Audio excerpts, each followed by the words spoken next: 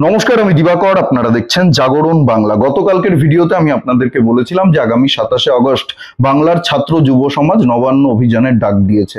আর এই নবান্ন অভিযানকে আটকে দেওয়ার জন্য, ভেস্তে দেওয়ার জন্য তৃণমূল কংগ্রেস কিন্তু খুব ভয়ঙ্কর একটা পরিকল্পনা করেছে। কি সেই পরিকল্পনা অবশ্যই আমি আপনাদেরকে বলবো, কিন্তু তার আগে বলি, গতকালকের ভিডিওতে অনেক তৃণমূলের কর্মী সমর্থকরা কমেন্ট সেকশনে আমাকে অত্যন্ত নোংরা, কুরুচিকর ভাষায়, অশালীন ভাষায় গালাগালি করেছেন। আমি নর্মালি আপনাদের এই সমস্ত কমেন্টগুলো ইগনোর করি, কিন্তু আজকে করছি না। আজকে আমি আপনাদের উদ্দেশ্যেই বলতে চাই, আপনারা একটা আলাদা রাজনৈতিক দলকে সমর্থন করেন, করতেই পারেন। গণতান্ত্রিক দেশে আপনাদের যে রাজনৈতিক দলকে পছন্দ, যে পলিটিক্যাল পার্টিকে পছন্দ, যে পলিটিক্যাল পার্টির আইডিওলজিকে পছন্দ, আপনারা সেই রাজনৈতিক দলকে সমর্থন করবেন, তার হয়ে চিৎকার করবেন, গলা ফাটাবেন, সেই রাজনৈতিক দলকে ভোট দেবেন।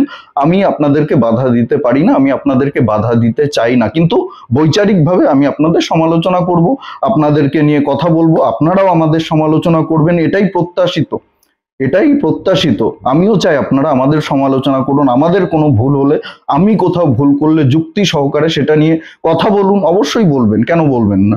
আমি যদি আপনাদের সমালোচনা করতে পারি, আপনারাও আমার সমালোচনা করুন। কিন্তু আমি আপনাদেরকে শত্রু মনে করি না। আপনারা হয়তো আমাকে শত্রু মনে করেন, আমি আপনাদেরকে শত্রু মনে করি না। আপনারাও এই রাজ্যের নাগরিক, আপনারাও এই দেশের নাগরিক।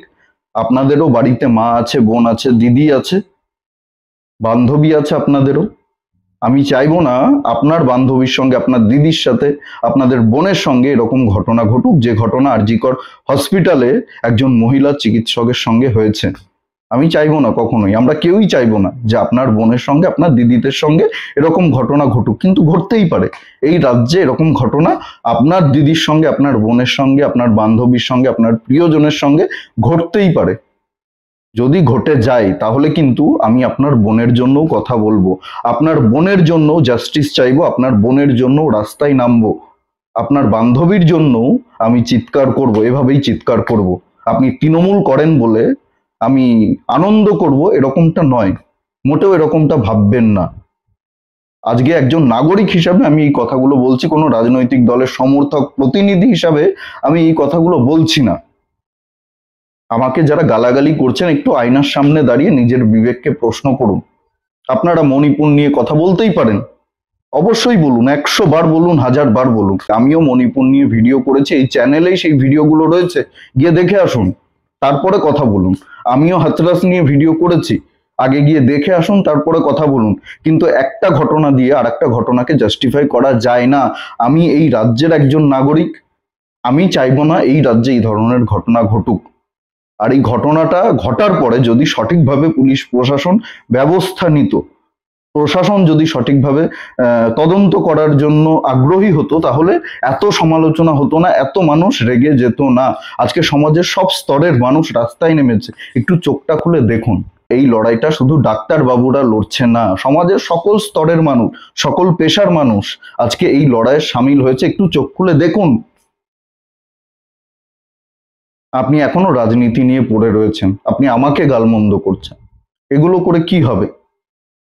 এই যে রাজ্য সরকার এই ঘটনাটাকে ডিফেন্ড করার জন্য সুপ্রিম কোর্টে বড় বড় উকিলদেরকে দাঁড় করিয়েছে, কোটি কোটি টাকা তাদের ফিস, 22-23 জন উকিলকে দাঁড় করিয়েছে এই একটা ঘটনাকে ডিফেন্ড করার জন্য। কেন? এই যে টাকা, এই যে অর্থ উকিলদের পেছনে খরচ হচ্ছে, এগুলো কাদের টাকা? আপনার আমার ট্যাক্সের টাকা। আপনি তৃণমূল কংগ্রেস করেন বলে ভাববেন না যে আপনাকে ট্যাক্স দিতে হচ্ছে না বা আপনার টাকা খরচ হচ্ছে না। আপনাকেও ট্যাক্স দিতে হয়, আপনার ট্যাক্সের টাকাও এই উকিলদের পেছনেই খরচ হয়। কোটি কোটি টাকা খরচ করছে রাজ্যের সরকার। কাদের স্বার্থে খরচ করছে? এখানে কি রাজ্যবাসীর কোনো লাভ রয়েছে? কোনো লাভ রয়েছে? আপনি আমাকে বুঝিয়ে বলুন। মমতা বন্দ্যোপাধ্যায় তো একজন অ্যাডভোকেট, একজন লয়ার, একজন উকিল। তিনি নিজেই বলেছিলেন, তিনি কেন গিয়ে লড়াইটা লড়ছেন না? আমি যদি কোর্টে দাঁড়াই, আমি দাঁড়াতেই পারি, আমি লয়ার আছি এমনিতেই। আপনি যদি সত্যের সঙ্গে থাকেন, আপনি যদি ন্যায়ের পক্ষে থাকেন, তাহলে আপনাকে এত বড় বড় উকিলদেরকে কেন দাঁড় করাতে হচ্ছে? কপিল সিব্বলের মতো, যারা কোটি কোটি টাকা ফিজ নেন। এবার আপনাদেরকে বলি, 27 তারিখের এই নবান্ন অভিযানকে ভেস্তে দেওয়ার জন্য তৃণমূল কংগ্রেস কি সাংঘাতিক পরিকল্পনা করেছে, কি সাংঘাতিক ষড়যন্ত্র করেছে, আপনারা ভাবতে পারবেন না। 10 থেকে 12 হাজার হারমাত বাহিনীকে সেদিন তৃণমূল কংগ্রেস এই মিছিলে ঢুকিয়ে দেওয়ার পরিকল্পনা করেছে। মেটিয়া বুরুজ, পার্ক সার্কাস, এবং ডায়মন্ড হারবার থেকে এরকম হারমাদ বাহিনীদেরকে নিয়ে আসা হবে, যারা অস্ত্র চালাতে পারে, যারা বোমা ছুটতে পারে, বোমা বাঁধতে পারে, যারা ভাঙচুর চালাতে পারে, যারা মারপিট করতে পারে, তাদেরকেই বেছে বেছে নিয়ে আসা হবে এবং এই ছাত্র যুবদের মধ্যে তাদেরকে ঢুকিয়ে দেওয়া হবে। তারা ছাত্র যুবদের সঙ্গে মিলে মিশে যাবে। তারপরে তারা একটা বিশৃঙ্খলা তৈরি করবে, হয়তো পুলিশের গাড়িতে আগুন লাগিয়ে দিতে পারে, হয়তো পুলিশের ওপরে আক্রমণ চালাতে পারে, হয়তো পুলিশের ওপরে বোমা ছুটতে পারে, হয়তো আশেপাশের দোকানপাট ভাঙচুর করতে পারে, লুটপাট করতে পারে, এবং তার দায় গিয়ে পড়বে ছাত্র যুবদের ওপরে। গোটা দেশের মিডিয়ার নজর থাকবে, গোটা রাজ্যের মিডিয়ার নজর থাকবে এই মিছিলের ওপরে। কি ভয়ঙ্কর একটা পরিকল্পনা ভাবতে পারছেন? তারপরে সবাইকে দেখাবে যে দেখুন এরা কি উগ্র আন্দোলন করেছে, এদের উদ্দেশ্য অসৎ ছিল, সেটা প্রমাণ করবে। তাই আমাদের সবাইকে সাবধান থাকতে হবে, সতর্ক থাকতে হবে। মিছিলের ভেতরে যদি সন্দেহজনক কাউকে দেখেন অশান্তি বাঁধানোর চেষ্টা করছে, বিশৃঙ্খলা বাঁধানোর চেষ্টা করছে, তাকেই ধরে ঘাড় ধাক্কা দিয়ে মিছিল থেকে বের করে দেবেন। আপনাদের সঙ্গে কিন্তু মিলেমিশে যাবে, আপনারা হয়তো বুঝতে পারবেন না এরা কারা, এরা কোথার থেকে এসছে, এদের কাছে অস্ত্রশস্ত্রও থাকতে পারে, প্রবল সম্ভাবনা রয়েছে। আমাদের সবাইকে সাবধান থাকতে হবে সেদিন, সতর্ক থাকতে হবে সেদিন, যাতে এরকম কোনো ঘটনা না ঘটে। যে ভয়ঙ্কর পরিকল্পনা তৃণমূল কংগ্রেস করেছে, সেই পরিকল্পনা যাতে বাস্তব রূপ না নিতে পারে, সেটা সবার নজরে রাখা উচিত। তাহলেই আমাদের এই মিছিলটা সফল হবে, আমাদের এই অভিযানটা সফল হবে।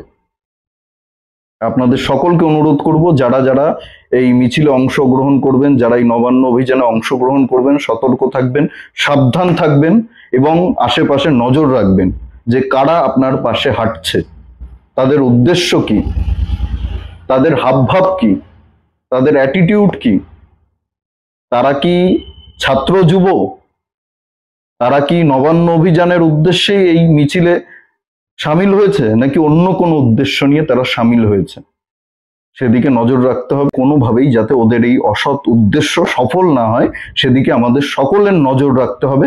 আর ভিডিওটি ভালো লাগলে প্রচুর পরিমাণে শেয়ার করুন, লাইক করুন, কমেন্ট করে অবশ্যই আপনাদের মূল্যবান মতামত জানাতে ভুলবেন না।